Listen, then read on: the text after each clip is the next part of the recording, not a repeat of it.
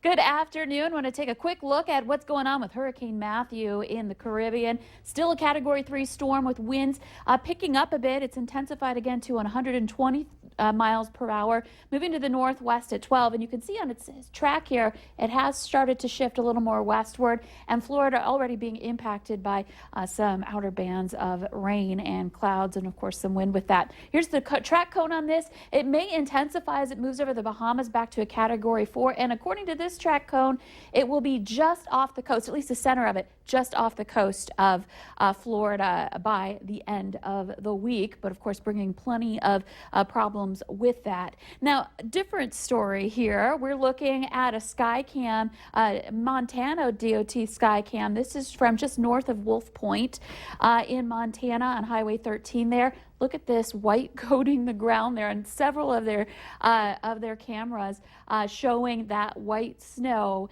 coating the ground surface there. Here in the valley, the white we're looking at is cloud cover. We've got clouds up to the north. South, there's some partly cloudy skies, but we're getting some sunshine in between, which is nice to help brighten things up after what was a gloomy day yesterday. We'll expand the view on this system. The rain's moved on, but that wraparound moisture with the cold air punching in too, bringing the snow to northeastern Montana, and that's trying to work its way over into northwestern North Dakota. We might see some of that snow coating the ground there before the day is done. I'll have to keep an eye on those snow showers for our western neighbors in North Dakota. Now, again, we're looking at some cloud cover here, and we may even see some rain showers coming up in the forecast. We'll show you that in just a moment. Wind speeds very strong. We're looking at winds gusting into the 30s. Now, a 43-mile-per-hour gust in Gwinner out of the southwest, 39 in Jamestown. That's where we have that advisory until 7 o'clock tonight.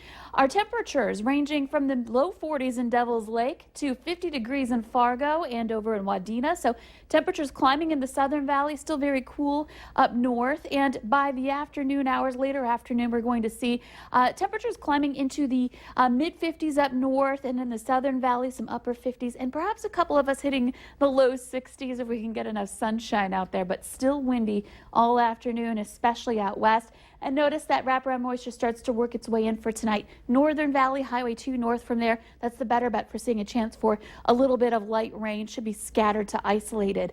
But as our temperatures drop tonight, some of this may switch over to a little bit of light snow. Not as intense as what they're seeing in Montana, but we could still see overnight tonight and even into the day tomorrow a couple of snowflakes along the international border. Don't be surprised if you do.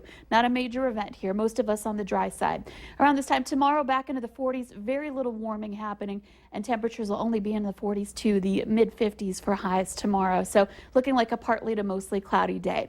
Here's a look at our 7-day planner. Expect 62 today in Fargo. That's if we continue to get more sunshine. And then for Thursday, back into the mid-50s. As we move into Friday and Saturday, still not warming up much. In fact, we'll have some low temperatures around freezing. We make the turnaround starting on Sunday back into the 60s. Thank you.